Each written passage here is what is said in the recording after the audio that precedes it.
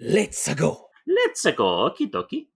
My favorite dumb quote in those games is in Partners in Time. Whenever they see the babies, Mario goes babies, and then Luigi goes babies. So the babies, I need to play that one so babies badly. is hilarious. What I wouldn't give to be a fly on the wall during one of Martinet's recording sessions. Yeah, right? Oh my goodness. It's like, we need some more drama in that first babies. And a little bit more nonchalance in that other babies. All right, for this time. Let's go.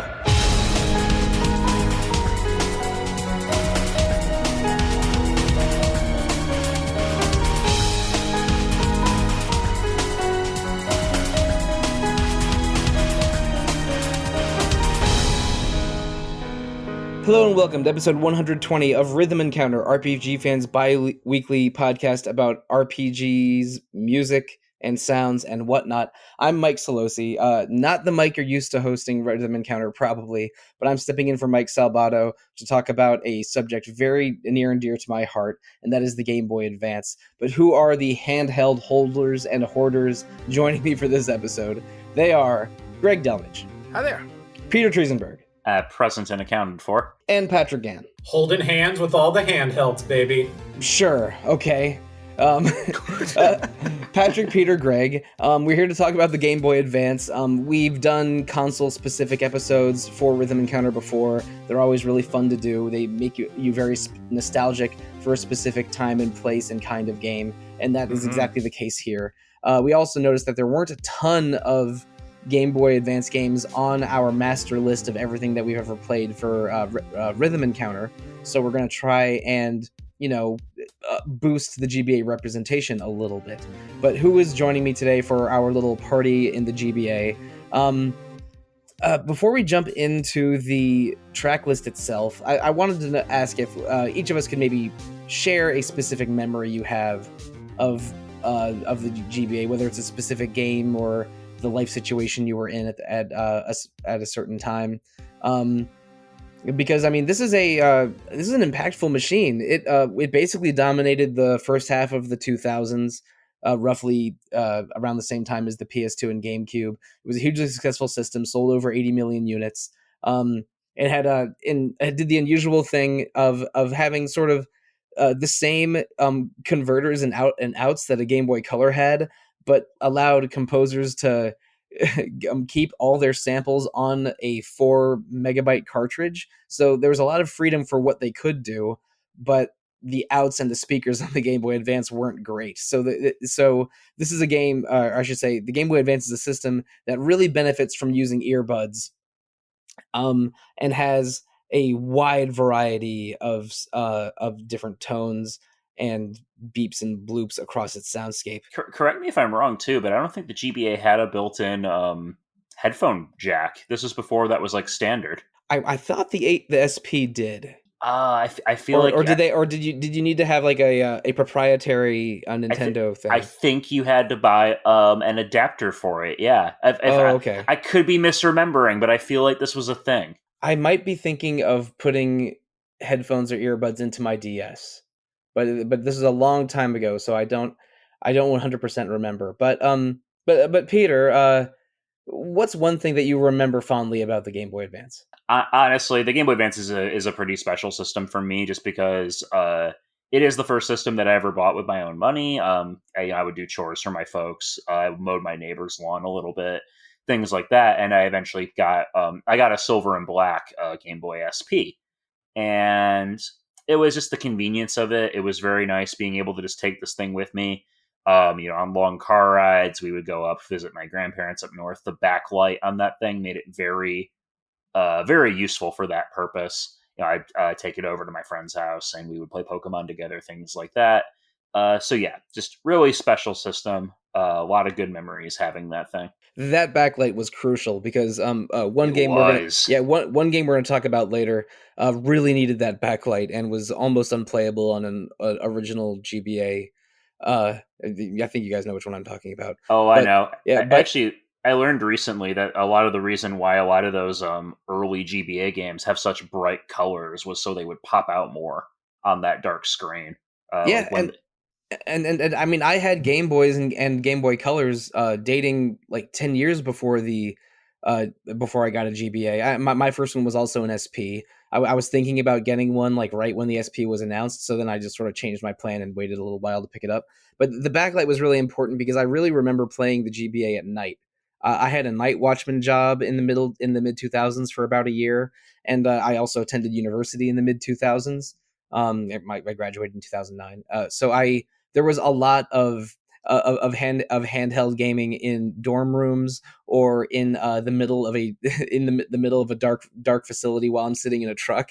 So like when I think of the GBA, I think of getting into Fire Emblem for the first time, rekindling my love of Pokemon with the later Gen 3 games, playing a lot of Final Fantasy Tactics Advance and Mario RPGs and Castlevania games. Or maybe did I say Castlevania already? Oh, whatever. There's a lot of really good stuff on the GBA, but I specifically remember like being in that job and a student of that specific time, starting in 2004 when I got an SP. You almost made it seem like you went to school in like some sort of weird dark ages where it was just extra dark everywhere and you needed the backlight. No, I mean, I was a night watchman at an outdoor facility, and I basically had to do a circuit around the facility once every half hour. So I was mostly sitting in a truck in the middle of the night. it turns out that Boktai was very literal, and you actually did have to fight vampires with your GBA SP. That was one GBA game I did not play on the night watchman job. Yeah, you'd lose as a night watchman. You need the sun. Harness the power of the sun. Just get a heat lamp. Oh, does that work? I have no idea, but I feel like it should. Yeah, totally. Gamers don't go outside. Well, I mean, it's just like the tagline goes: the UV desk lamp is in your hand. So, I'm thinking about this, and I'm pretty sure it's the case. Of all the Nintendo handhelds released, Game Boy Advance is the only one I never owned. Patrick, you said at the beginning of the episode, I know, you were hand holding all the handhelds. I know, but I had it twice through technicalities. One is, of course, the backwards compatibility on the DS was huge. I think there was a point in my life, probably around 08 or 09, where I had more Game Boy Advance games than DS games in my personal library that I just played on my pink DS Lite, which I still have and I still love. And, being able to play handheld was great. I actually, in maybe around 07, also had a night shift job where I had a lot of downtime. And I remember playing a whole bunch of Atlas games, Summon Night Sword Craft Story, Sword something. But those two, 1 and 2, and also Super Robot Wars original generation 1 and 2. But before that, and shout out to my little brother Alex, he had the foresight to invest in what is now actually a very rare and expensive piece of hardware, which is the Game Boy Advance player, which attaches to the bottom of a GameCube. And actually, before the DS was out, I played maybe 8 games using the GBA's adapter to the GameCube, which I loved Super Game Boy on the Super Nintendo. I loved playing Game Boy games on a full screen and hearing the music louder. I think the first game I played was Metroid Fusion. But then after that, bunches of RPGs. Final Fantasy Tactics Advance, I remember doing all 310 missions in my college dorm room over the span of like 5 days, staying up all night and just like cranking the volume, like loving all those, Base Escape, Hitoshi Sakamoto tunes. And then Sword of Mana, I obsessed over like so much. And then all 3 of the GBA Castlevania games, Circle of the Moon, Harmony of Dissonance, and Aria of Sorrow, those were just so great. They looked so good on like a big screen TV, and they sounded so much better even through like a crappy CRT TV speakers than through the Game Boy Advance itself or the DS speakers as well. Yeah, the DS is another example of fairly sophisticated audio options through a pretty crappy speaker. Yeah, it's just wild how that went down, and I think if you look up that GBA player today, it's probably a lot more expensive than an actual GameCube, like 3 or 4 times as much easily. But if you have the original cartridges and you want to experience something really wild, I really think the GBA player on the GameCube is a fantastic way to experience some of these sort of bigger and more dramatic or impressive games, including a lot of RPGs. Yeah, I think that's everything I'll say. It's Fusion is a really good game. I only finally just played that one actually for the first time because of the Switch online service. Yeah, I don't know. Is that more or less similar to the GameCube experience? I'm not sure. Yeah, I played it using Nintendo Switch Online. Nintendo Switch Online has a little bit of lag on its SNES and its GBA games, and I noticed that in Super Metroid and Metroid Fusion. A little bit of input delay that's not great, that you wouldn't get on the original hardware, but it's about the same. Cool. That gives me a pass on some of the times where I sucked real bad. That's a hard game too. You die so easily in Fusion. Yeah. I'm not above admitting that I definitely use the replay feature more often than I probably would have in the past. Because I ain't got time. I love that feature. Just just a shout out to Nintendo for adding rewind. I wouldn't have gotten through the first 2 Breath of Fire games without that. Oh boy, those games. I tried to replay Breath of Fire 2 a couple years ago, and I'm not sure that one holds up to scrutiny.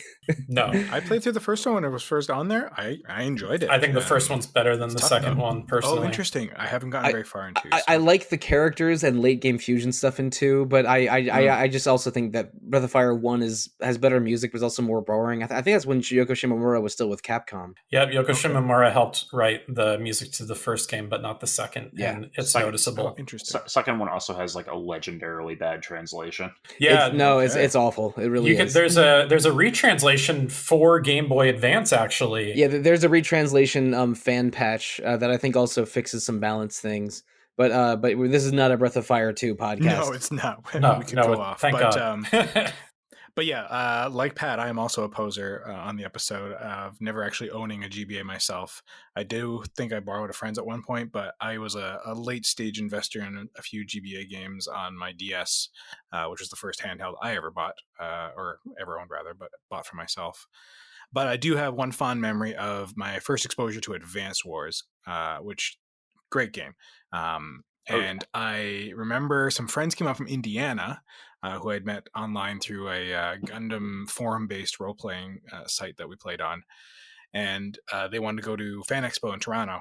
And they came up to visit me in Ottawa, and we were going to road trip, and it was great. And I remember on the road trip, very responsibly, we were taking turns playing Advance Wars. And like my friend, while I was driving, would like kind of throw the DS over to just kind of show me like, where do you want to go? I'd be like, look off the highway, and luckily the 401 is basically straight, but still I wouldn't advise it now. Not that I spent a lot of time, but it's still like a weird fond memory of how simple that was to do at the same time. And you're just like that Advance Wars CO and Dual Strike that gets extra perception and damage bonuses for being on roads. Nice. See what you did there. But yeah, that's probably my fondest memory of that console. But there's so many good games. Well, that and one of my very first Retro Encounter appearances was my first review. Sorry, was the Minish Cat. But I feel like we talked about that too, didn't we? We did do it. There was a Legend of Zelda Week. Yeah, we did a Legend of Zelda month in 2018. Sorry, month. Yeah. Where we did have one-off episodes on Link's Awakening and Minish Cap, and then the longer episodes about other Zelda topics. But it's been 5 years. We could probably do another Zelda episode guilt-free. But you mentioned Advance Wars. I really really loved the Advance Wars games. In the 2000s. Days of Ruin not so much, but RPG Fan did not cover the original releases of any of those. But there is a review of the recent re-release on the main website on rpgfan.com. So they are officially being covered by RPG Fan now, and that factoid is relevant later. But we're not ready to talk about Advance Wars yet. We're going to start off our music blocks. We have 8 spicy tracks for you today. So I think we're ready to start off our first block, and selfishly, I chose myself to kick off the block with one of my favorite tracks from one of my favorite Castlevania games for the Game Boy Advance. The track is Awake by Sotaro Tojima from the game Castlevania Circle of the Moon. And Greg, you have the second song in block 1. I do. I went with a little gem that we just mentioned from the Minish cap, the Minish Woods. Excellent. So listeners, please enjoy Awake from Castlevania Circle of the Moon and Minish Woods from The Legend of Zelda, the Minish Cap.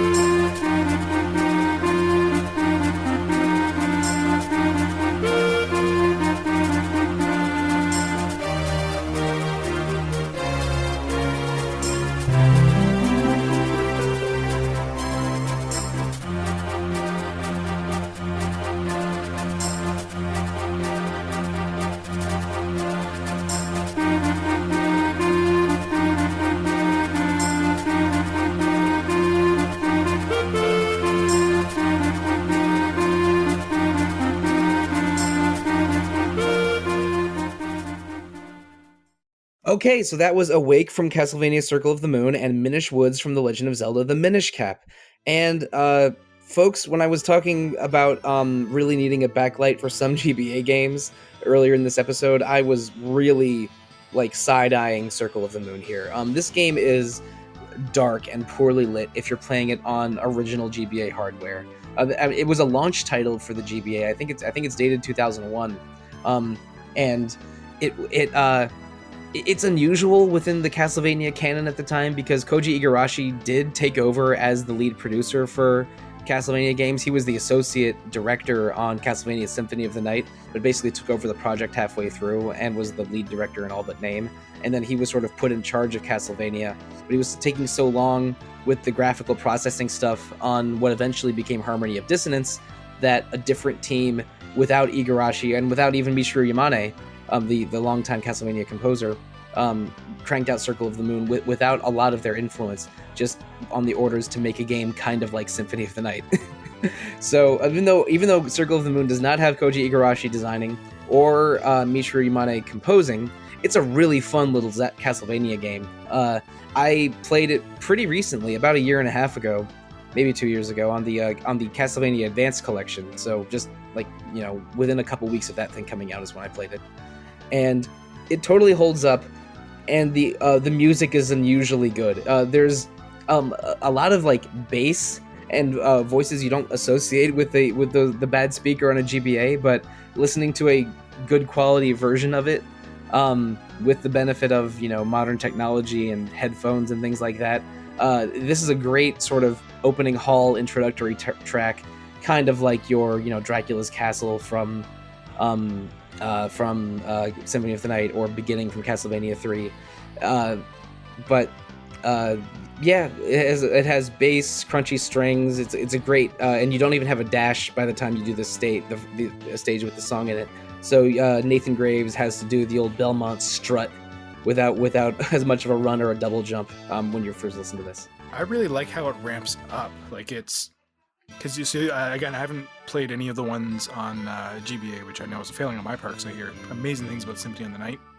But Castlevania is a game series that was never really big on my radar growing up and everything else. I believe I tried playing it as a kid on the Nintendo and was just awful at it, because, I don't know, I think it's rare the 5-year-old that's good at Castlevania, but I will applaud them if I meet them.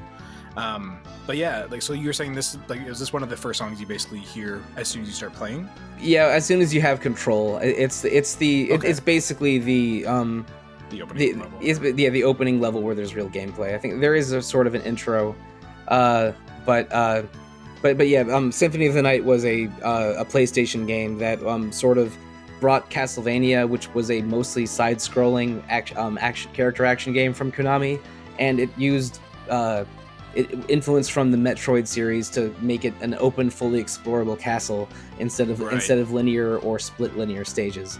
So because that was a major hit, and Koji Igarashi was instrumental in making it like that, Igarashi took over the series and made 3 Game Boy Advance games and 3 DS games sort of in the Symphony of the Night vein, but this one was the one that skipped Igarashi. And this is also weird. I ran into Koji Igarashi 3 times over various E3s in the 2010s. Twice at the show and once at the airport, where I think I might have startled him a little bit. I have a picture with him from when he was demoing Bloodstained. He was very nice, if very tired.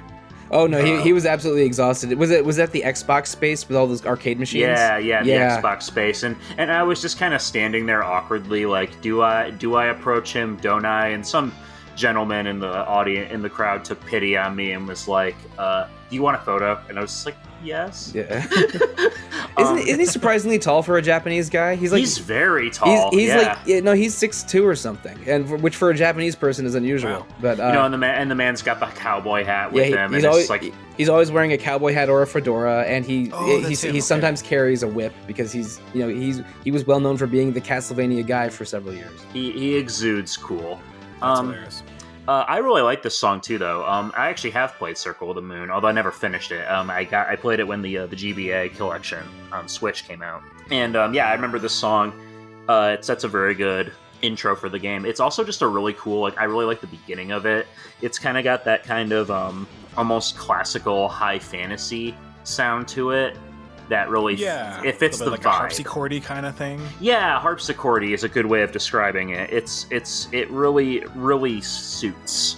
Well, that's really struck me is like it hits you at first. We're like, okay, this is going to be like a nice classical gothic jaunt through this castle, and then just within like those first like 12 seconds, the guitar kicks in, and then it just gets real funky and to use your word, Mike, crunchy, and it goes like it really amps you to just get into it and adventure. Like it's motivating. Castlevania tunes over the course of a given game they're always video gamey, but also slightly gothic and spooky. And there's higher energy songs, like the first level is usually sort of higher energy, and there are ones that are deliberately creepy or focusing more on mood than on melody. But this one is unmistakably beginning of the game, higher energy. You're just trying to whip some bats and skeletons. And I mentioned that I did replay the 3 Castlevania Advance games over the last year or so. I didn't do them back to back. They were sort of spread out, and we did cover Aria of Sorrow for Retro Encounter in, I think it was Metroidvania month, so like early 2022, like March or April 2022. Oh, that one's on the GBA, right? Yes. Oh, I was conflating that one with Symphony of the Night. No, okay. Aria of Sorrow is the 3rd GBA one. Symphony of the Night is the 1997-1998 PlayStation one. They both star guys with long white hair that look kind of like Sephiroth, so it's a fair assumption. But yeah, the run of Castlevania games on the GBA is excellent. We've covered a couple of them on podcasts before, but this was the opening song to the opening one. It rocks. It's very Castlevania too. Like it really does a good job of capturing what I know of like Castlevania staple music. I think, one thing worth thinking about is that the composer is someone that I have, Sotaro Tojima, I have no familiarity with. And if you look at early Castlevania, first 10 years of the series history, there have been so many different people that have worked on it, but I think there manages somehow to be a retained feel and essence to certain pieces in the series. And I think that opening first stage sort of sound, you think of a track like Vampire Killer, Belmont's theme, Bloody Tears, those are the sort of the opening stage themes for 1, 4, and 2 respectively. Yeah, and I mentioned Beginning, which is the one from Castlevania 3. Yeah, from Castlevania 3, and of course, Michiru Yamane on Symphony of the Night, that first track. Like, I don't want to say it's formulaic. Maybe it is. I'd have to go study them, but just right away, like you hear that bass line kick in, and then the song grows, and it's just it's very Castlevania. It throws you right in and goes, okay, this is what we're doing. Yeah, you're gonna get. Yeah, and so, and it sounds really crisp. If you buy the old soundtrack, Circle of the Moon and Harmony of Dissonance was its own 2 CD set. It might be on iTunes. I have to check. But like as its own published soundtrack, the soundtracks are really good. But I think Awake especially stands out as a really good track. Yeah, I think I mentioned part of this before, but Harmony of Dissonance was under development at the same time as Circle of the Moon.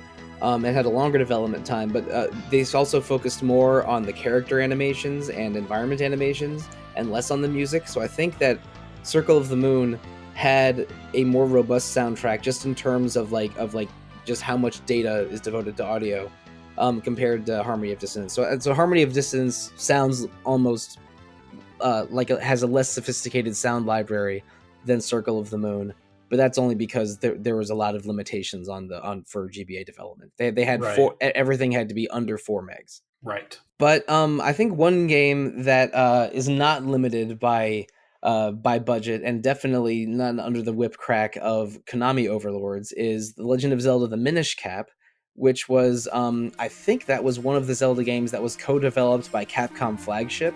Yeah, that sounds right. So they Capcom didn't do a ton of legwork on the game, but they did collaborate with Nintendo on this one. So Greg, let's talk a little bit about Minish Cap. Yeah, another one that kind of sets the pace for the game. I mean, you do several things before, but like this is kind of the place where your adventure really starts in earnest. When you come out, you get in there with Eslo and you start figuring out how to shrink and stuff, and take on the whole titular Minish thing. And I have always loved the Minish Woods. The entire aesthetic of the Minish Cap is incredibly well done. Like, it uses everything the GBA has to give this crisp, beautiful, vibrant world, and I found the soundtrack does a really good job of complementing that, and I've always found the Minish Woods, that opening area of adventure and such, really enchanting because of that, and especially with the big and small aspect as well. So then you start seeing everything really close up, and they're just such voluptuous shapes. Like, everything's just very cartoony, but like, I don't know, it does a good job of kind of hedging between the classic 2D and what was kind of built in the Wind Waker and such. Finds like a nice happy medium, and the music just suits so perfectly for exploring that area. It sounds misty to me, and I think it's just that little bit of like underlying strings, and like there's just that little bit of kick up of the cymbals, or I don't think the castanet. It's more like a cymbal sort of sound. I think it's like a brush on a hi-hat cymbal. I really like that. Oh, I know what you're saying. Yeah. Yeah, in the background, it's a really pleasant percussion line. Exactly, and it just gives it that it perfectly captures that you're in these woods, and there's just like a little bit of like mist over the grass, and you can't quite see what's ahead. It's suitably mysterious, but not menacing. It does a good job of introducing you to the adventure, and that this isn't incredibly threatening yet, but you still got to keep your wits about you.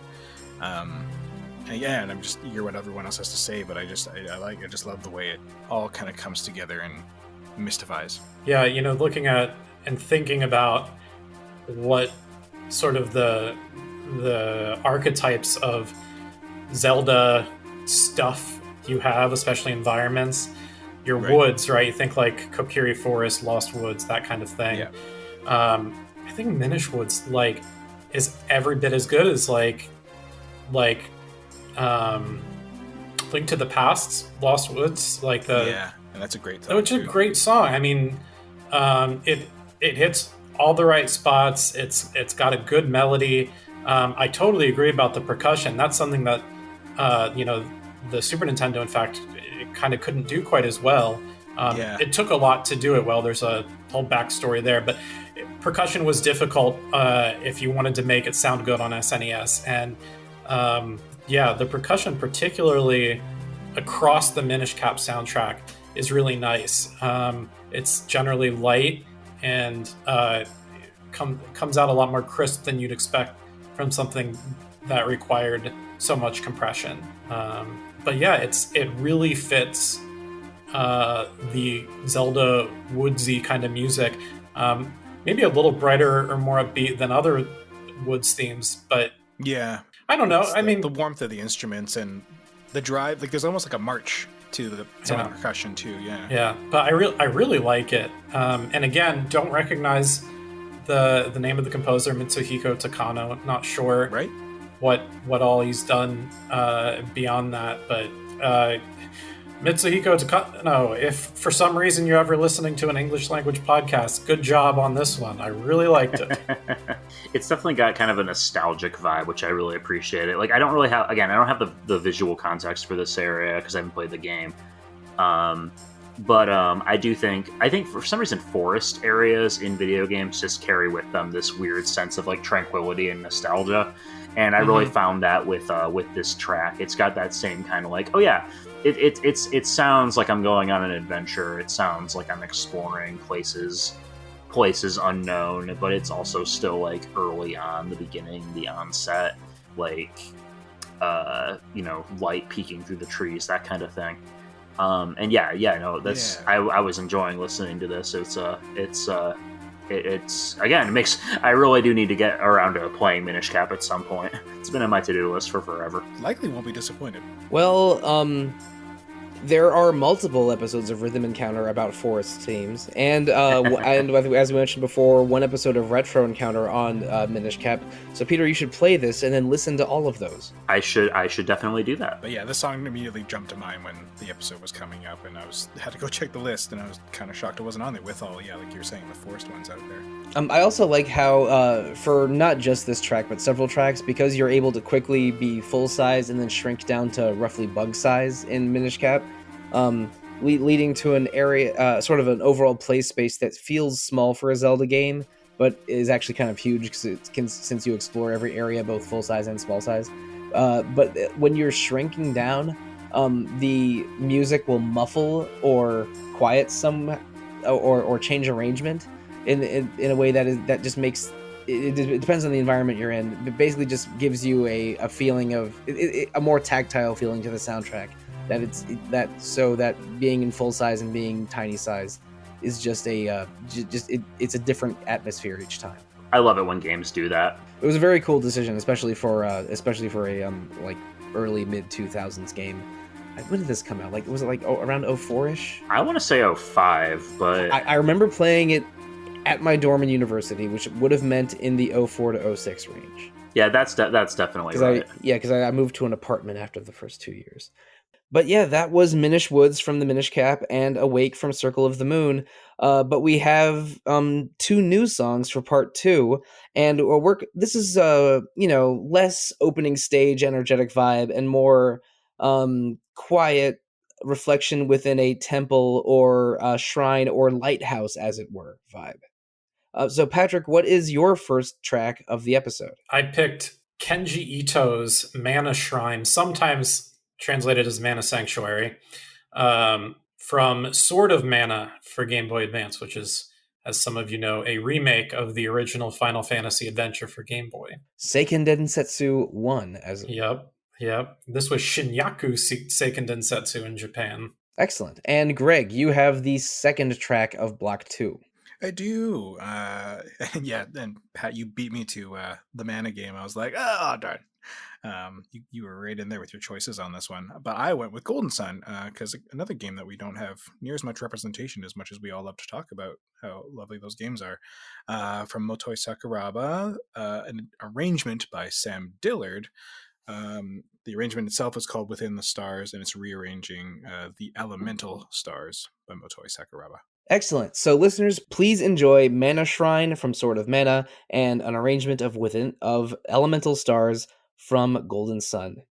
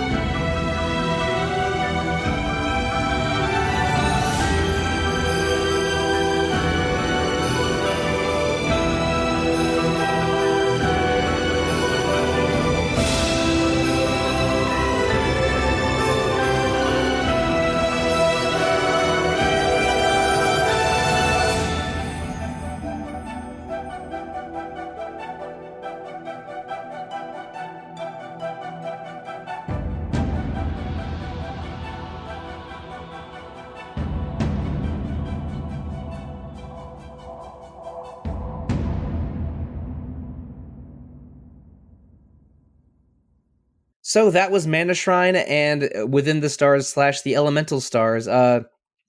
Patrick, let's start with the mana in the mirror. Oh man, I am looking right at the mana in the mirror, and I'm going to start with him too. Him, her, it. You get to choose your gender character at the beginning of Sword of Mana. Fun fact: you can be the guy or the girl from the original story.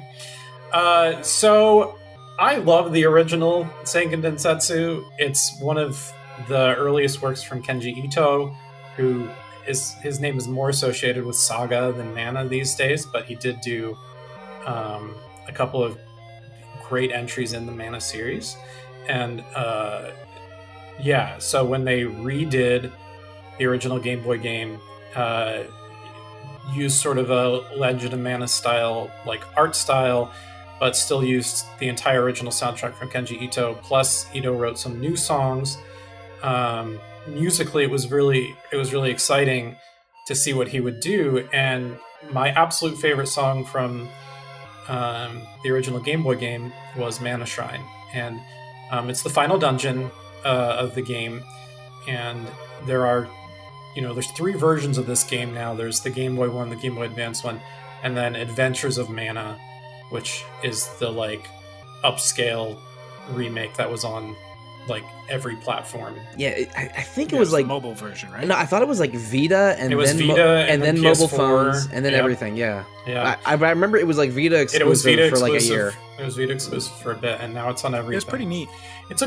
Dude, Adventures of Mana is great. And all 3 versions, different iterations, different amounts of hardware available, and different things you could do with it. In all versions, this song sounds amazing. What I love about the Game Boy Advance version is that the main melody sort of holds true to the original's sort of square wave chiptune kind of sound, but with some reverb and echo put on it to soften it.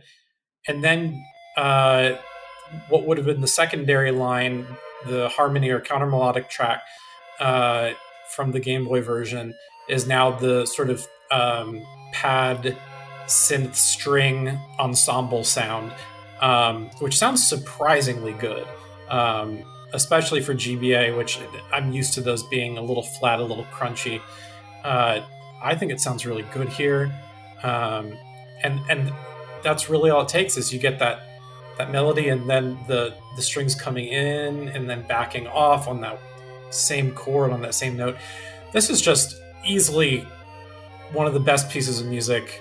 Like, if I had to pick my top 100, maybe even my top 50 pieces of game music, this song is on it. And the only question is, which version do I pick? And man, I don't know. Listening to it now again, like, the GBA version's kind of a contender, even though it's sort of in this sort of adolescent phase compared to the original and the new version. It sounds like you're trying to pitch a feature, Patrick. I'm going to message Zach right now. Patrick, 60,000 word feature before New Year. All right. Yeah. Top 100 songs and which version of each song. This is the Charmeleon version of Mana Shrine. I like that phrasing. You I'll like start that? using that. Yeah, there you go. Or War Turtle, if you prefer. But not Ivysaur. Not Ivysaur. I will take no Ivysaur slander in this podcast, Patrick. You're walking on thin ice. No, it's because Ivysaur is so good, it can't be thought of as just a mere middle stage evolution. It's the middle stage that made it into Smash Brothers, so Yeah. whatever. Yeah, get the hell That's out of here true. with all your Ivysaurs libel. No, I'm saying it's good. I don't think so. No, I'm choosing to make you my enemy right now. I see that. I hear that. It feels Chooses bad. violence. You got to be careful about that. But considering this is a final dungeon kind of place, it really doesn't make you choose violence. It's so disarming. Yeah, I was just saying, I would not have associated this with Final Dungeon had you not described it to me as such. Like, I've gotten to the final dungeon in the original one, and then I unfortunately discovered after the fact that you can hardlock yourself. You can't go back. And that happened to me. Yeah, And that's I bad. have to redo it. It sucked.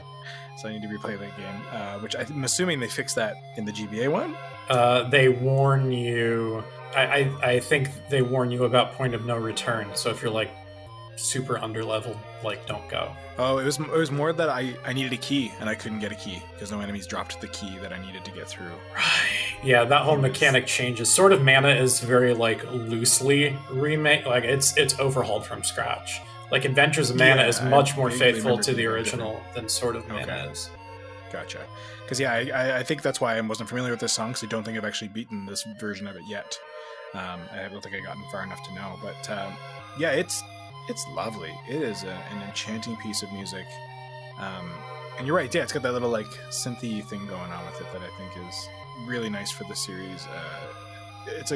It goes its own way, but still, it's a Mana song. I never played the GBA version of SD1 Sword of Mana, whatever you want to call it, but I did play Final Fantasy Adventure way back in the day and was able to finish it. But from the very beginning, Mana tracks have a like sometimes they're almost unusually cheery, sometimes they're unusually somber, especially for how colorful the visuals are in these games. And this does feel like an unusually calm, solemn song for a final dungeon, but because like I feel like you're feeling the weight of what if my memory serves, of what Julius is trying to do in that and maybe the stakes of the game have taken shape by this point. So it's a song that's sort of serious but also beautiful and fits alongside with everything the game is trying to do. But I have not played the GBA version of this game, or I should say I haven't played Sword of Mana straight up. But maybe I should cross it off after I don't know, play Seiken Densetsu 3 for the 15th time. I think it's absolutely worth it. It's a great game to play. And yeah, speaking of it being the final dungeon music, of course, contextually, it's a lead up and a heading to, him wanting to take the power of mana from the mana tree, and the shrine or sanctuary is sort of all of the ancient dilapidated buildings around it, because it was in this like impossible to reach land that you had to travel up a waterfall to go to. And it, in that sense, it's almost like Pure Land and Secret of Mana. If you remember that island where the tree is there, like this sort of like unspoiled sacred grove kind of feel. Mm-hmm. Yeah, it's called the Pure Land or Holy Land in some of the early games, but they started consistently calling it the Mana Sanctuary in later translations. So that's probably why it's either Mana Shrine or Mana Sanctuary, depending on which version you're reading. Yeah, it makes sense. Yeah. One thing I was noticing when I was listening to it again, like the main melody, it sounds very Mana, but there's that like doo doo doo doo doo doo doo doo. Yeah. When that part is isolated, you could tell me that was from like Link's Awakening or something, and I would have been like, yeah, I buy it. It just struck me as a really weirdly almost Zelda dungeon tune, where it's kind of that reflective, mysterious kind of dungeon vibe. Yeah, I feel that. Yeah, just a random observation, but anyway, it was nice revisiting the soundtrack for sure. So, speaking of revisiting soundtracks, Greg, you have the only arrangement on this episode. This is the Elemental Stars from Golden Sun, which, it's been like at least 15 years, maybe closer to 20 years since I've played Golden Sun. But is this what plays in the Elemental Lighthouses? I believe so. It's been a while since I've played it too, and I haven't finished it either. It's one that I don't actually own, so playing it through other means. But I think that's what it is, because the Elemental Stars are like the four, what do we call it? What are the words again for them? Are they called gems? No, the stars, like the Venus, Mercury, Jupiter, Mars star kind of things. I was listening to, I listened to like the OC Remix radio station, whatever they have through Rainwave, and random tracks from this Arrange album that they put together many years ago, Golden Sun, A World Reignited, which is Golden Sun and Golden Sun, The Lost Ark, all in there. There's like two standout tracks, and this is my second favorite, and I just was like, I want to feature this arrangement. It's so enchanting. I've overused that word today, but either way, it is. It's a very it's a reverent piece of music for sure. Like these things are important, clearly, and this song does a beautiful job of highlighting the moment. Like, it's Sam Dillard did a good job of like taking what was already a set piece of music to make it even more an elaborate set piece, and like just that slow build.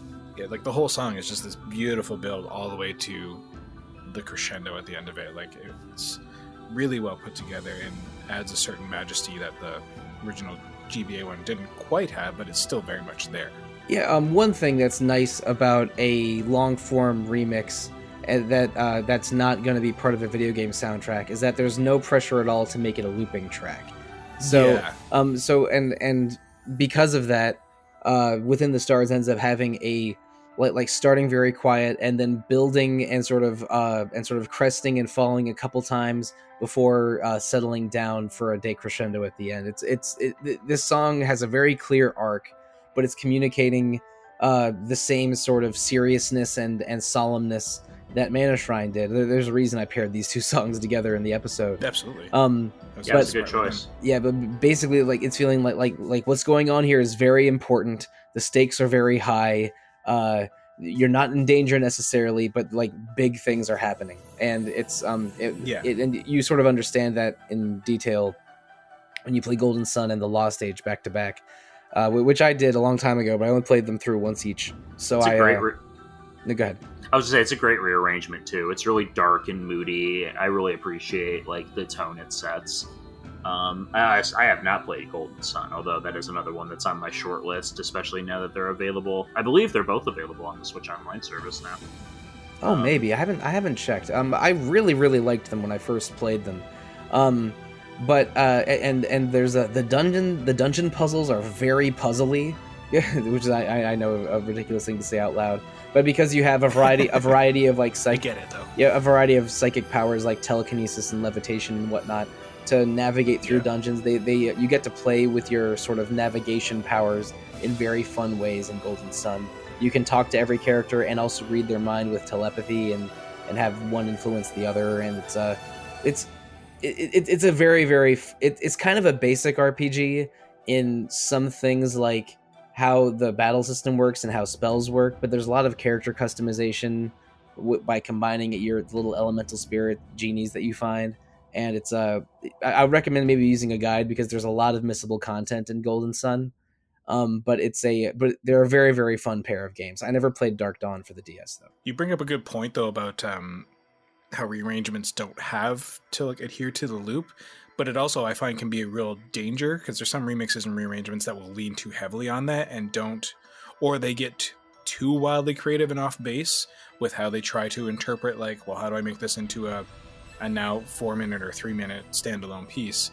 As Peter said, it's a good rearrangement, and I think that's part of it is that he doesn't beat a dead horse. He finds his own voice while still sticking to what Sakuraba built, but just finding a way to make it his own. Yeah, I honestly think Dillard did a really good job being faithful to like imagine if Golden Sun got like the ridiculous like PS5 glow up, and it was like what was the Valkyrie game they recently did?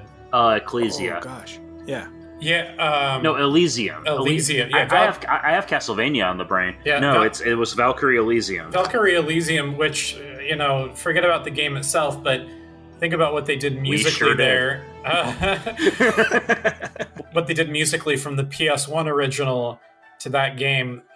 When you think about the way, like, if Sakuraba was asked to, like, synth upgrade or record upgrade, like, his own music, like, what Sam Dillard did with Elemental Stars is kind of what I would expect Sakuraba to do. He had, Sam added the voices, and it's like that, like, female solo choir kind of sound, like, choral, like, classical voice. Makes me think a lot of like really good Star Ocean and Valkyrie profile kind of stuff. Very Sakuraba, like very much like, and you would have had to guess that that's what he was going for on the GBA. Like, I think in the original you could probably guess that that's how you would voice it instead of like a woodwind. But still very impressive. really makes me wish there was a remake of those games. Yeah. Also, though, I just want to point this out, and I always rant about this when this comes up, so I'm just going to do it right now.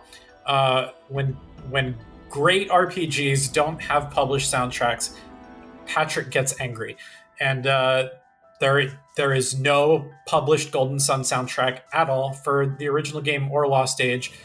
Even Dark Dawn didn't really have a soundtrack. There was a promotional CD release that probably cost $1,000 if you wanted it, and it has 5 songs on it. Like, it is shameful that, I think this is, I'd count it among some of Sakuraba's best work. I'd put it right up there with some of the early Star Ocean, Valkyrie Profile, the Baten Kaitos games, which I think are some of his, those might be my favorite soundtracks of his. Resonance of Fate, his portion of them, the battle music. Frickin' Sakuraba has a ton of music, and some of it is forgettable, but Golden Suns is not. It's really good. Where's my soundtrack? I really should have guessed that you were going to complain about a soundtrack thing, because when you said allow me to rant a little bit, I thought it was going to be about how Camelot Software has been stuck in Mario sports hell for 20 years. If you look at everything they developed, they do almost all of the Mario Golf and Mario Tennis games, but then they do them great. Then they have the 3 Golden Sun games in the 2000s, and then a couple Shining Force games in the late 90s. But I know that the Golden Sun fandom, which is small but passionate, has been outcrying for Camelot to make an RPG again for 10 years or longer. And again, I thought the first 2 Golden Sun games were super good. I haven't played the DS one, and I wouldn't object to seeing more, because again, maybe that'll have all people shut the hell up about putting Isaac in Smash Brothers. Yeah. Or maybe he'd finally make it. Who knows? No, I know he isn't going anywhere near that, because not enough people care. He's already there as an assist trophy. That's the best you're getting, guys. It's close enough. That's the ceiling. But Pat, check out A World Reignited if you haven't yet. Yeah, I think I really need to. I like what OC Remix has done over the years. And and they curate some good quality. But my favorite track I'll hopefully bring into a future episode at some point. But it's a good romp too. But anyways. But yeah, Motoi Sakuraba, one of the most prolific game composers of his era and the current era. But another one of those, perhaps even more celebrated but less prolific than Sakuraba, is one Yoko Shimomura. And Yay. Peter, I think we have a Yoko Shimomura track to start off Block 3. We sure do. I couldn't do a podcast without one.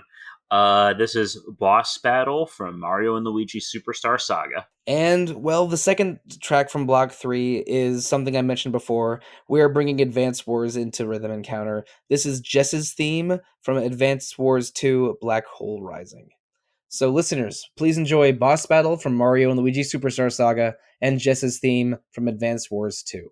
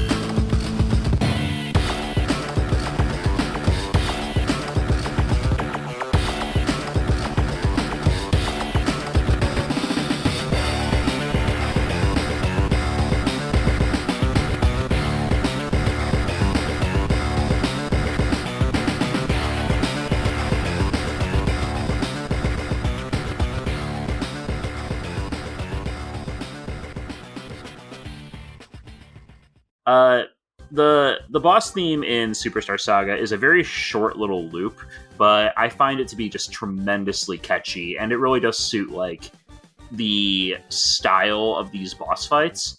All the Mario and Luigi games have combat that's based around landing timed button presses, and there is sort of a rhythm to it, like where you want to make sure you're pressing the button at just the right moment to do your extra bonus damage and land an extra hit in there. And I feel like this music accompanies that really well.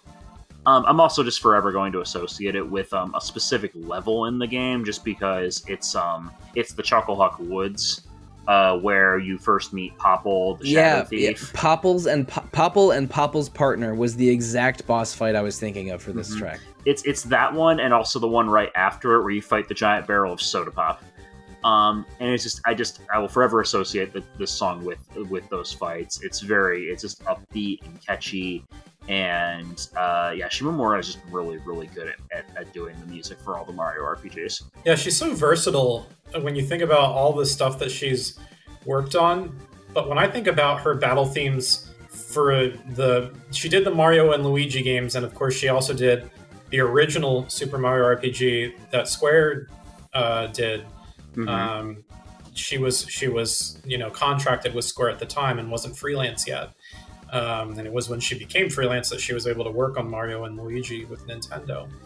But that sort of frenetic energy thing that she does, it kind of reminds me of some of the faster tracks from like certain Kirby battle themes, and also like if you know like Yoshi Athletic, or is that Kirby Athletic? But I'm also thinking of a Yoshi track. Like there's certain like really like upbeat, like wild fun songs from a lot of Nintendo games that like I feel like the Mario games don't always have, and I think Shimomura really brought it hard with this track from Superstar Saga. And I'll just quickly note there is a soundtrack for the Mario, I think it's the Mario and Luigi trilogy. I think it has Superstar Saga, Bowser's Own Side Story, and Partners in Time. It's not a complete soundtrack, but it exists. Games.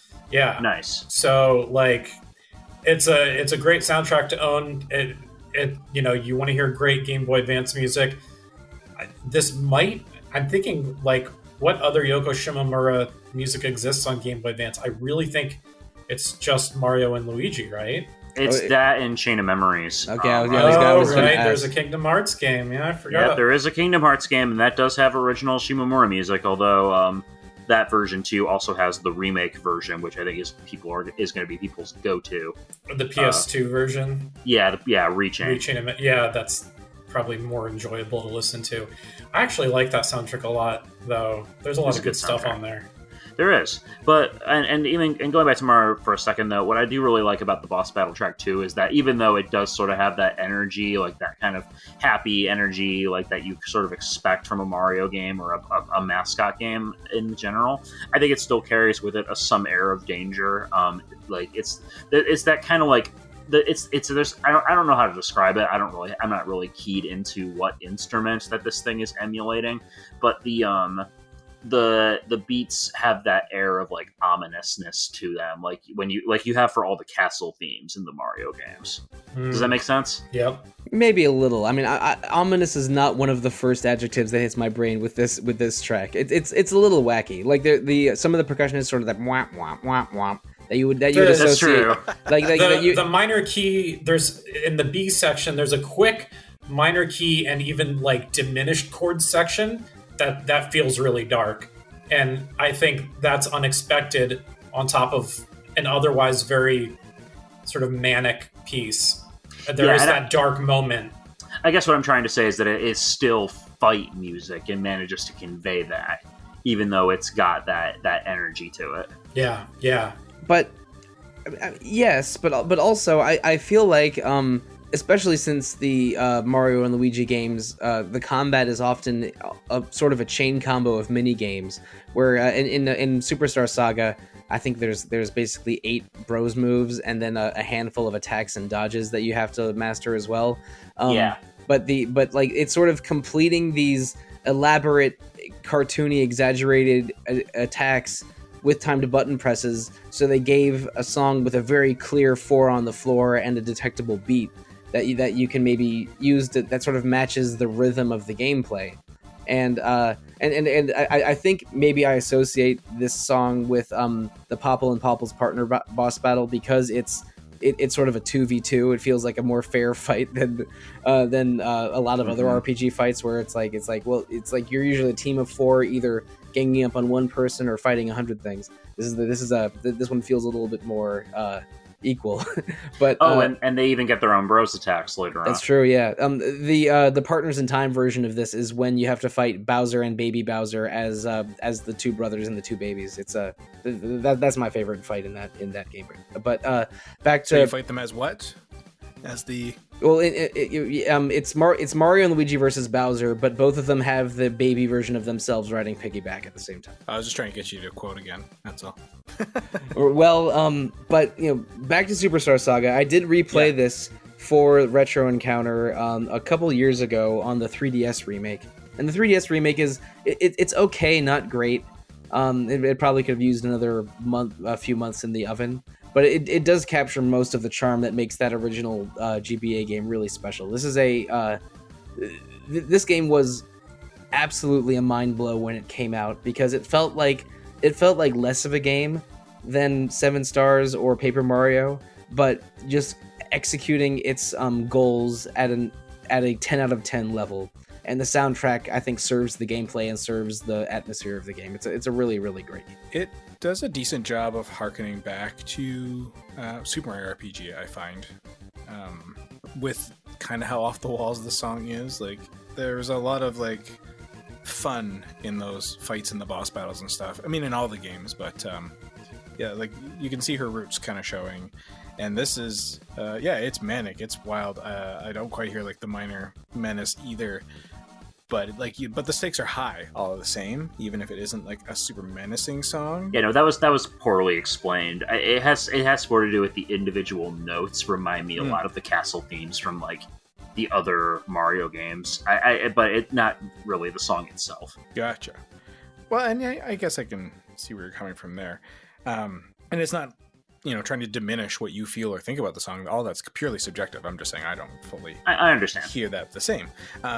But yeah, it's just this was the game actually that I did borrow. It was my cousin's. Now it triggered that memory for me. I borrowed his Game Boy Advance and his copy of this game, and it's one of the first games on the Game Boy Advance I played all the way through. It's just such a fun, enchanting, vibrant take on a game I loved, and that we really were getting more until we got like this version of it, or Paper Mario kind of thing, where you're 2 different choices. And this one feels more like the spiritual successor to, like, I don't know, Superstar Saga is a bit different too, but it feels a bit more akin to Super Mario RPG. I wouldn't say that. I wouldn't say that. I think that Mario and Luigi and Paper Mario are both in the tradition of a Mario RPG, and they inherit some things like timed hits and sort of the wackiness and differentness of the new characters introduced, but they just took different paths. They really did. It's an evolutionary separation following Super Mario RPG, and but only one of those 2 games has Geno in it because he moderates one of the mini games in the original GBA version, but he was cut from the 3DS remake. To the chagrin of everybody. Yep. People were like complaining about Geno erasure on forums. Oh gosh, but it's pretty great, this song, and it's one of the ones that still kind of sticks out in my memory. Like, as soon as those like do came in my brain, I was like, oh my gosh, I remember rocking out to this song while playing. And how there's some, I still can't place it to this day. There's something about that progression that also reminds me of like some like pop song or something somewhere in my head, that's somewhere in the library of my brain that I've heard, and I can never figure out what it is. It always comes right to the edge to tell me, like, it's this song, and then it never does. I don't know what it is. I'm unfulfilled.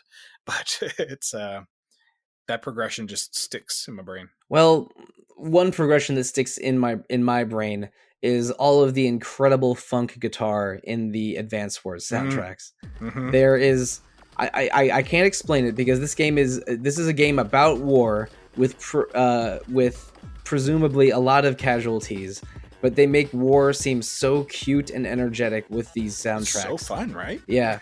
And Jess's theme is probably my favorite of the battle themes, because each CO, commanding officer, has their own theme that takes place during their turn. These are turn-based strategy games with some RPG elements, but which CO you pick determines the sort of what boosts your army gets.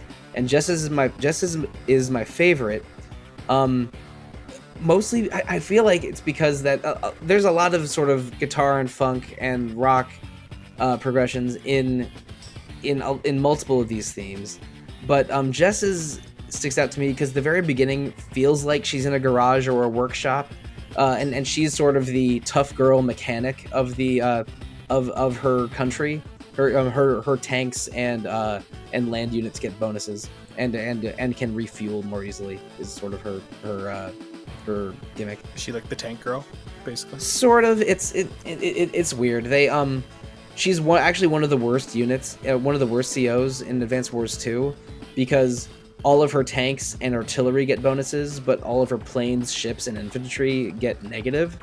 So and because infantry is really crucial in Advance Wars 1 and 2, that's a pretty harsh penalty. But then in the DS game, they gave her a medium-sized boost.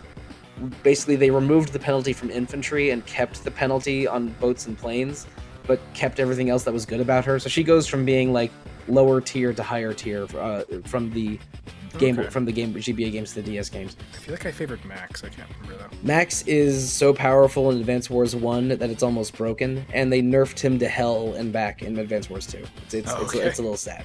He went from getting 50% bonuses on all of his tanks and infantry to, I think, a 20% bonus, but kept his very harsh penalties to artillery. It's sad, but whatever. I could talk about Advance Wars COs for probably longer than I'm comfortable admitting. Do you have a spreadsheet? No, but there's websites I could point you to. But anyway, and everybody knows that Sensei's the best character in Advance Wars 2. If you okay, there's two like broken end game characters, but the best regular CO in my opinion is Sensei. He's one of the Yellow Comet COs. But Jess, the whole soundtrack is super funky and energetic, and hers is my favorite mostly because of just how much the bass thumps and how the guitars are sort of heavy, and it communicates sort of toughness and rumbling of tanks while also having this like just this weird happy energy that does not match with the carnage going on the battlefield.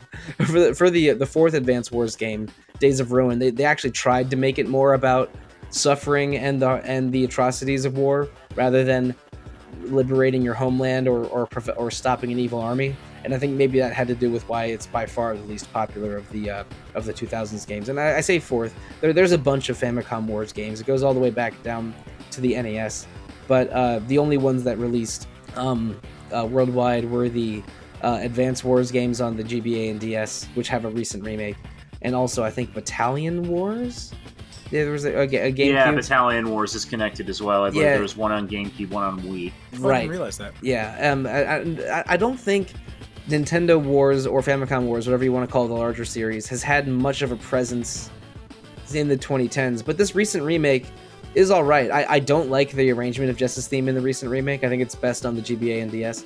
But it does fix a couple of the broken parts of the original. Like in Advance Wars 2, Fog of War, enemies don't recognize Fog of War, for one, which makes the Fog of War maps way harder in the story. But they don't rebalance any of the COs, so Jess is still kind of has disappointing inventory. But the whole soundtrack is worth checking out. The original games are definitely worth checking out. I've heard good things about the remake, even if I don't like the OST as much. But it's if you want a Fire Emblem game that's less story driven and more cheery, but with tanks and explosions, Advance Wars is your best bet.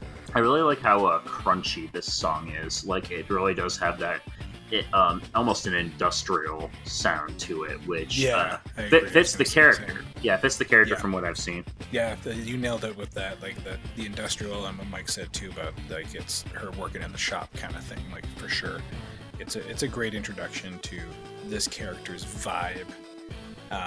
And it's like, for a second, like I was like, are they beatboxing? And then I was like, no, it's not. It's just like the intensity of the percussion. Intensity of the percussion, and also just how the GBA sounds it. But I think it makes good use of the GBA's sound. But this would be really cool if someone beatboxed it. Are you trying to say something, Greg? That someone should beatbox it? I don't know. Someone call Smooth McGroove. Oh, yeah. Okay. Well, I mean, it's a good idea. Smooth McGroove did have a recent return to posting. He just earlier this week he had a Shovel Knight remix. That was very cool. Nice. But, he had something. Yeah, he put a couple songs back to back. I can't remember which one. I heard the Shovel Knight, and then there was something else that he put up that I really liked. Yeah, no, it was just just at the end of September he started posting again. But he Smooth McGroove had health issues that prevented him from updating regularly for like a year. Yeah. So there was he was on a break for like 3 years, and then posted a couple, and then had another break for about a year, and now he's back again. Is my understanding. Yeah, very exciting. But yeah, I guess there's a lot of energetic percussion and beats in the entire Advance Wars soundtrack, and Jess's theme, I think it's a little cleaner sounding in the DS version, which is also very good, but the sound choices are not very good in the Switch version. I would recommend checking out the DS version if you like this, but maybe not in the Switch. Do you feel like it's a product of like they had better technology, so they didn't kind of like test the limits of like the instrumentation as much, whereas they did on the GBA possibly? No, it felt like the DS version just has cleaner versions of the GBA sounds, but for the Switch versions they try to make like the sounds more specific, but it almost feels like there's fewer voices. It feels less. It feels less busy, less crunchy. I don't need to compare every version, but I really like the Advance Wars 2 version of Justice League. I was just curious if that was because sometimes like some of the best music comes out of composers having to work within those limits. So I was just curious if maybe that was something. But it just feels like the energy of the song. Yeah, it's so high, it's so friendly. So like it more feels like kids like playing fort battles in like the yard kind of thing. It's like at recess is more kind of the vibe I get from it. It's interesting. It's like Kids Next Door. Codename Kids Next Door. Yep. So real quick, my thoughts. Yeah, the baseline on this is stupidly good. If Neil was recording with us, he would be going off about how good it is and telling us specific, techniques being used or recreated through synth. I mean, it really is truly impressive how good it sounds. I mean, this on Game Boy Advance is, to me, very impressive from just sort of a sound creation and sound engineering kind of perspective. The guitar and bass, I mean, as a song and as a lick, it's so catchy. Like, I could listen to this on loop for a while, and I'll be honest with you, this is the first time I've ever listened to any Advance Wars music or any of the Wars series, Famicom Wars, Italian Wars. There was even Game Boy Wars. Did you know that? Yeah, it's why it's sometimes called Nintendo Wars. But weird. So I looked it up, and guess what, guys? No soundtracks. Not a single OST for any of these. The closest you'll find is Famicom Wars, the original from '88. There's a 15-minute compilation of OST music in it from a 2013 album that Nintendo released. Advance Wars 2, Advance Wars Dual Strike, Advance Wars Days of Ruin. Not a lick of published music other than a very, very rare publication that came with a magazine in 2009 that was technically official, that had Advance Wars and Fire Emblem music on it, called Nintendo SLG Soundtrack Best Selection CD. Other than that, you are not going to find this music published anywhere. And why? It's so good. Why wouldn't you include it? I could record a whole nother podcast just on the rhythm guitar and Andy's theme, but that is definitely not why we're here. But Jess specializes in land units, but I think now we need to talk about a different land. How about Riviera, the Promised Land? Oh, yes, let's. Oh, that's my other pick. Holy crap.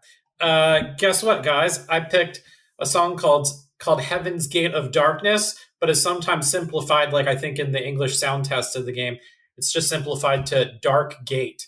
by Minako Adachi from the game Riviera: The Promised Land. Now, Peter, that was part 1 of part 4. Let's talk about song 2 of part 4. Yep, and song 2 from part 4 is a doozy. This is Elite 4 from Pokemon Ruby and Sapphire, and Emerald 2, I think. Composed by Junichi Masuda, Go Ichinose, and Morikazu Aoki. Okay, listeners, so let's enjoy Heaven's Gate of Darkness from Riviera: The Promised Land and Elite 4 from Pokemon Ruby, Sapphire, and Emerald.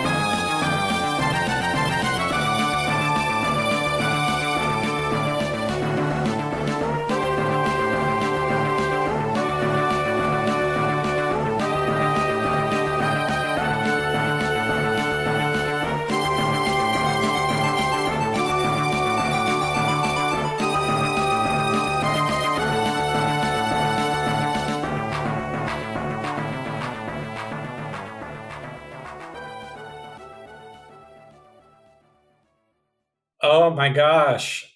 You guys, how about Riviera, The Promised Land? Good music, right? That's very catchy.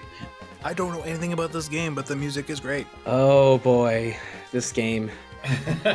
This is a sting Mike game. seems to know something about this game, but the music is great. Yeah, so Riviera: The Promised Land was the first game in an ill-fated series that never really took off from the company Sting. The series was called Department of Heaven, and Riviera is the first game in that series. And fun fact, cool thing about the soundtrack, if you pick it up there's a 3-disc collection, and it's the same OST on each disc, but it's the sound font and synthesizers as it appeared on its 3 platforms of release. Because all within the span of about 3 years, it was on Game Boy Advance, Wonder Swan Color, obviously Japan only on that one, and PlayStation Portable. PSP, yeah. So you get 3 different soundscapes as a result. And the Game Boy Advance version of Heaven's Gate of Darkness sounds particularly good, which is important to note because I think for the most part, if you're going to listen to any of the 3 versions of Riviera, I'd go with the PSP version. It's essentially the MIDI files minus any compression, like through the best quality stuff they could, put out. And so for compression to be a bonus, it's pretty rare. And I would say a lot of the way the soundtrack sounds on the Game Boy Advance, I think I prefer the PSP version, but Heaven's Gate of Darkness, they sound equally good, and in some ways, just the way the audio comes out on the Game Boy Advance, I think there's something really powerful and special to it and about it. I also want to mention the work of the composer herself, Minako Adachi. She ran through a lot of the Department Heaven music with Sting. She worked on the Summon Night series, for those who are familiar with that series. But after those early days for her, she joined Game Freak's sound team starting in Gen 5 of Pokemon. So she's composed music on Black and White, X and Y. She did arrangements on Omega, Ruby, Alpha, Sapphire, and Sun and Moon. I don't know if she's officially credited for Sword and Shield and Scarlet and Violet. There aren't published soundtracks for those. Another thing I'd rant about.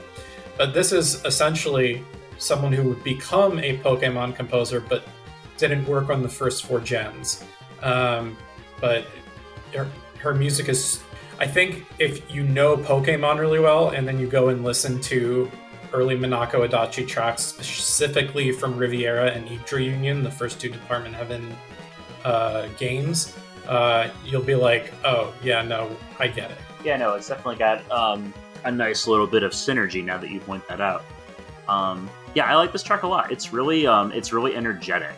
It felt like another Castlevania track to me, I won't lie, at first. Kind of has that vibe too, doesn't it? Yeah, and the song title helps lend credence to that soundscape. Yeah, I think it does feel a lot like a good Castlevania track, doesn't it? Yeah, to reference another composer we've brought up on this episode, this felt like an early Sakuraba track to me, like a boss fight in something like Tales of Fantasia or Valkyrie Profile.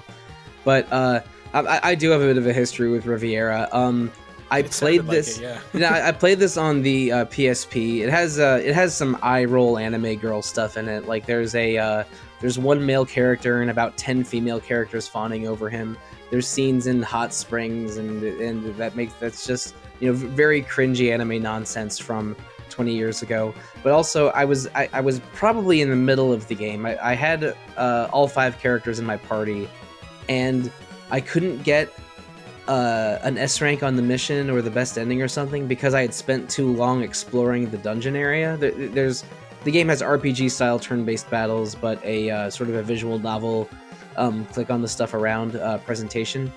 And I got dejected that I basically wouldn't be able to get a good ending because I was wandering too much when I wasn't even aware that was a system. So I gave up playing probably halfway, maybe closer to 2/3 of the way through, and a game that I thought was all right, but I wasn't in love with. But the soundtrack is good, and the visual presentation is pretty sharp for being a GBA game. But again, I played it on the PSP much later. I think I got it on a PSN sale, and it's interesting. We have covered a Department Heaven game in Retro Encounter before. We did 2 episodes on Nights in the Nightmare for the DS, I think 2 years ago. And I thought about joining in on that episode, but I was busy with something else at the time. I don't remember exactly why. But yeah, Sting is a sort of a very specific developer. They have they do very anime aesthetic, very cutesy aesthetic, but then a lot of sort of surprises and twists on that sort of kind of game, so that they have a fair number of fairly devoted followers. But again, I think Riviera is the only Sting game I've put hard time into. Wait, unless did they do what was it, something Force? Oh man, this is gonna bother me until I can look it up. Oh, was that a DS game? No, it was another PSP game. My god, why can't I think of it? This is gonna bother me. But anyway, someone else keep talking so while I do some background googling. Hex's Force. Yes, that was it. Hex's Force. Oh my god. Yeah. Was that them? Yeah, shame. It's not actually part of Department Heaven for Correct, whatever reason, yes. but it's a Sting game. Yes. Okay. Yeah. All right. So correct. Hex's Force is not Department Heaven, but it is a mid as hell RPG from Sting, also for the PSP. So yeah, those are the only two Sting games I've played. I think I might have written the review for that. Maybe. I mean, there's two main characters in Hex's Force, and it says a lot that I've played through it twice and don't remember a thing about it. Literally same. And Neil wrote the review. Interesting. Can't think of any of them that I've played. But yeah, again, like I love how the song just wants you to move. Like that guitar has so much energy behind it. But there's like that nice kind of like plastic, grim fantasy, whatever it is, with like the bells and such kind of swinging in there, like a little bit of that instrumentation, which is really nice. It's for a song called like Dark Gate, which I guess is kind of where like the guitar-y edginess is, and that almost like synthy runny like organ. It's a very like uplifting song. Yeah, I agree. I like the way you think, sir. Well, I think that's it for Riviera and the Department of Heaven. Now, what about the Department of Pokemon? Yeah, so do y'all like trumpets? Hell yeah! I like a GBA game really trying to communicate a full orchestra and then working with what they got. Yep, they sure did. So yeah, the Hoenn games on GBA specifically have a bit of a reputation for their synthesized horn section, but if I'm being completely honest with you, I kind of love it. And I think that the Elite Four music from this game is probably my favorite Elite Four track in the entire series. It has such a dramatic build up to it with that slow, ponderous percussion that just really gets you in the mood that like, okay, this is the beginning of the final stage of your journey. You've been all this way to get to this point. These are going to be your last challenges before you fight the real challenge, which is Steven, the champion of Hoenn. And it is, or Wallace if you're doing the Emerald version. Yeah. Yep. And it's an excellent track. I think the horns do their job here. I will always remember this song vividly too, because I had such a hard time beating Sydney when I was a kid. My team was I was a dumb child who did not understand type advantage and was not built to handle a team of dark types. Well, fighting is my favorite Pokemon type. Well, I should say fighting and ground are my two favorite Pokemon types. So I think I had a Medicham or a Breloom. So Sydney was not an issue when I played through Emerald. I never had Ruby or Sapphire.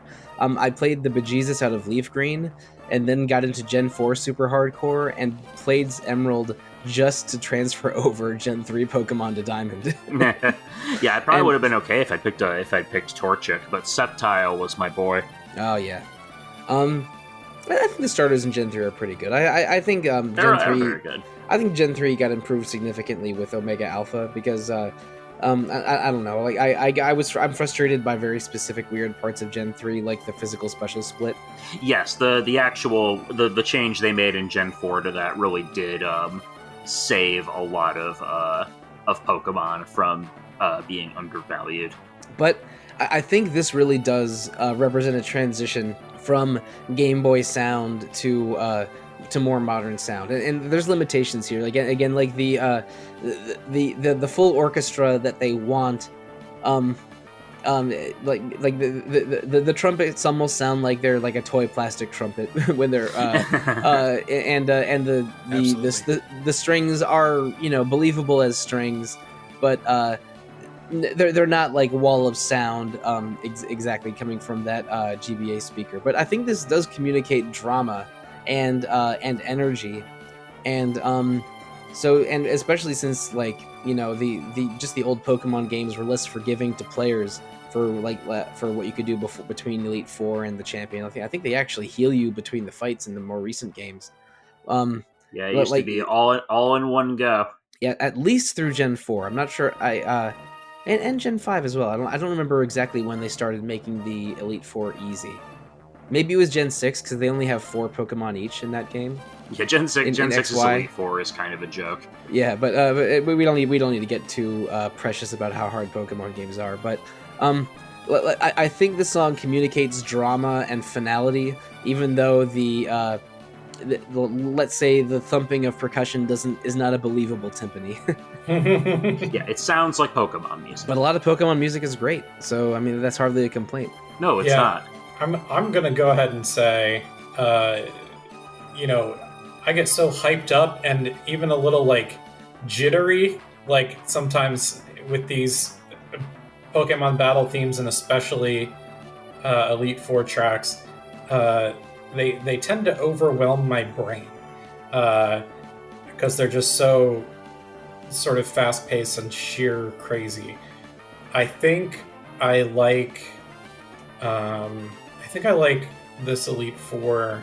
Of maybe the first 4 or 5 gens, this might be my favorite one. And I think, given they were working with the GBA after doing 2 Game Boy soundtracks, and I think that was just for the first 2 gens. I think it was just Junichi Masuda on his own, and I think the others joined in for starting with Gen 3. You know, I think there's a noticeable difference in tone and quality, which was necessary with the, you know, what we talked about at the very beginning of this podcast, the change in available hardware. And yes, you have limitations, but you also have new options and new things to try out. And if they had stuck with just like a 3-channel approach like you do with Game Boy and Game Boy Color, like you wouldn't be able to make what we hear in this track. And so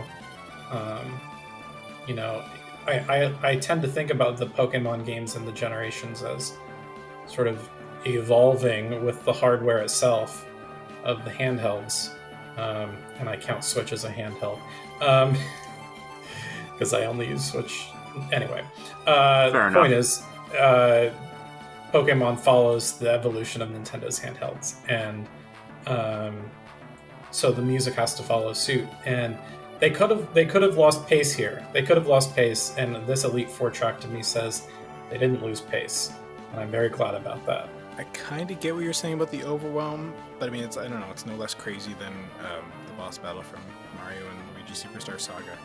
But it is like, I just feel there's a lot more going on because they are trying to get that fullness of, I guess, the band and everything, and they get the claps in there of trying to have like almost the audience interaction of like all the crowd watching.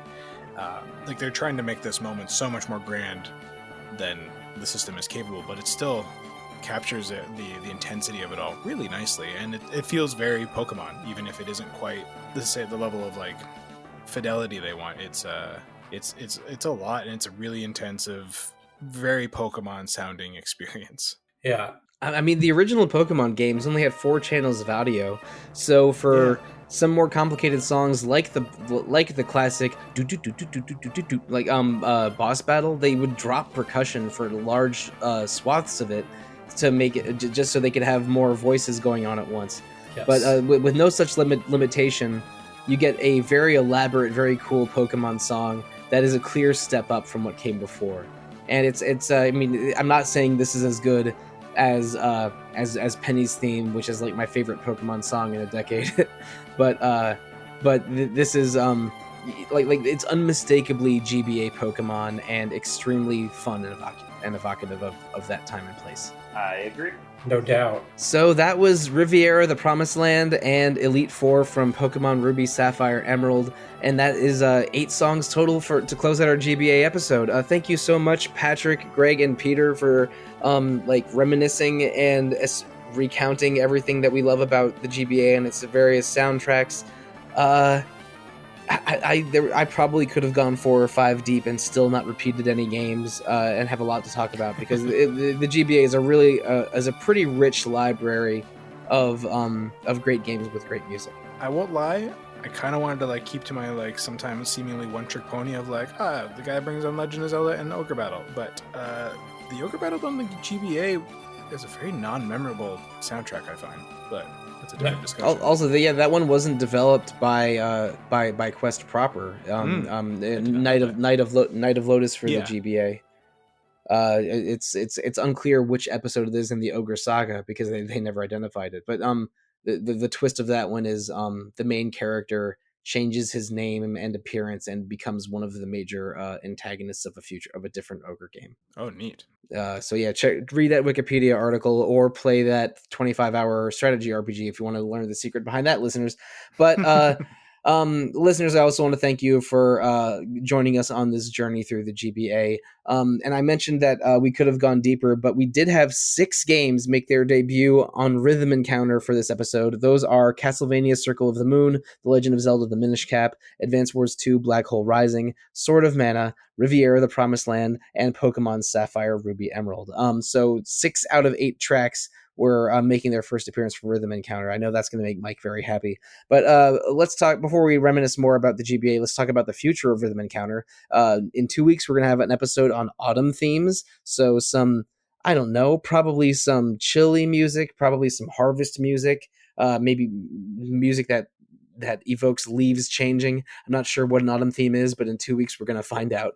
And following that, in another 2 weeks, will be game-defining songs, where Mike and Zach's common complaint of picking tracks that are too basic will be a command and not an apology. So autumn themes and game-defining songs coming up next in Rhythm Encounter. There's also Random Encounter, which is alternating every 2 weeks with Rhythm Encounter. They talk about mostly recent reviews and current events within RPGs. So I cannot predict the future and know exactly what they'll be talking about next. But I can say that for Retro Encounter, the podcast that I am the main showrunner of, we're doing 2 episodes on Rhapsody, a Musical Adventure in October. And I think both of those will be out when this one comes out, or maybe we'll be sandwiched in between some Rhapsody episodes when this comes out. So please listen to Random Encounter, Retro Encounter, and Rhythm Encounter at your leisure. They all can be found on rpgfan.com or on your podcast feed, whether it be Apple Podcasts, Google Podcasts, Spotify, whatever. Please look up all of our podcasts and give us some 5 out of 5 star reviews. You can also email us at music@rpgfan.com if you want to give feedback for the Rhythm Encounter podcast, and also find RPG Fan on Twitter, Facebook, Instagram, YouTube, Twitch, Threads, probably more I'm forgetting. But another great way to interact with us is to wear our merch. If you go to rpgfan.com/shop, you can buy RPG Fan emblazoned mugs, apparel, keychains, phone cases, all kinds of stuff. So please interact with RPG Fan however you choose. The baby onesies are great. I can give a first-hand review. Even among apparel include baby onesies. I think that's still technically secondhand, right? You don't wear it yourself, do you? I mean, I could wear it as a toque, maybe. I mean, or maybe over your hand like a glove. Yeah, exactly. I was thinking you're commenting on behalf of your baby. I am, yes. Boy, these new RPG Fan oven mitts sure are great. That would be a terrible oven mitt. Maybe we should start selling oven mitts. I think my oven mitt's pretty old and threadbare. I might be in the market for a new one. I need a new pair. But we are not a podcast about oven mitts. We're a podcast about RPGs and music, and the 4 of us have our own opinions about RPGs and music that you can probably find on social media. So let's tell the fine listeners how they can find us on social media, starting with you, Greg. The place I'm probably the most active on social media is on Instagram, but you can pretty much find me anywhere as @GregDelmage. Now, Patrick. So you're always free to email me, pgan@rpgfan.com. As far as social media goes, I'm on the place formerly known as Twitter pretty often at Gameadactyl. That's game, the letter O, and dactyl. Game-o finger. Got it. Now, Peter. I am no longer on Elon Musk's degenerate hellscape. Unfortunately, that account, I use that account quite some, but it has since been deleted. So I have since migrated over to Blue Sky. You can find me there. I have fury.bluesky.social if you're in the middle of your grand exodus from Twitter. Otherwise, I'm still kind of figuring out the social media stuff. So maybe there will be updates. Who knows? I have yet to complete my grand exodus from Twitter. I am a mess on social media, but I'm doing my best. On Twitter, I am at The Real Monsoon. On Instagram, I am Evoker for Dogs. And on Blue Sky, I am sollosi.bsky.social. So thank you so much for joining us. But wait, we have one last track for you. Oh, wait, there's more. We do? And because this was sort of a last-minute scramble, I don't know what that bonus track is. I only know that Patrick has chosen one, and he's very excited to share it with us. Indeed. I looked through what we've had from the past, and I picked Mother 3, which we've featured one song from Mother 3 in the past, and considering how much music is in that game, I was like, oh, they didn't pick my favorite song, which is a fun, sort of carefree, jazzy, almost sort of bossa nova sound. This song is called Refreshing Toilets. So enjoy Refreshing Toilets from Mother 3. But Patrick, is there a soundtrack? There is not a full soundtrack. There are these weird compilation arranged albums, Mother 3 Plus and Mother 3i. A full soundtrack would probably be 6 discs, and I'd pay for it. In the meantime, there's also not an official English version of the game, but we're finding ways to enjoy it. So enjoy from the sound test menu, Refreshing Toilets. As an employee of a sewer company, I do appreciate refreshing toilets. Thank you. Good night and good luck.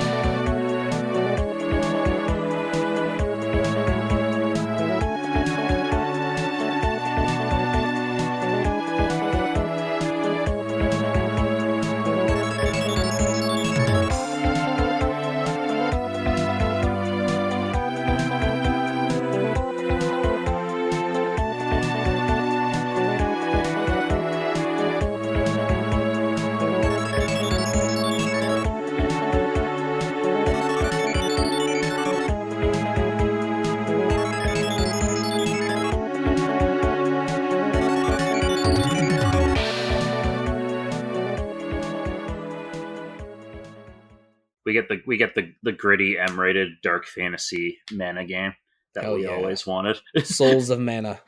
It opens with a rabbit getting shot. No, make it a Souls-like and call it Soul of Mana. I'd play it. You're saying the quiet part out loud. I like that. Give me you get to choose a starting weapon and class. You get a map showing where the 8 elemental spirits are. You got to figure out the rest. That'd be dope. That'd be a nice shake up to the formula. Call it Breath of the Soul of Mana, and not even try to hide it.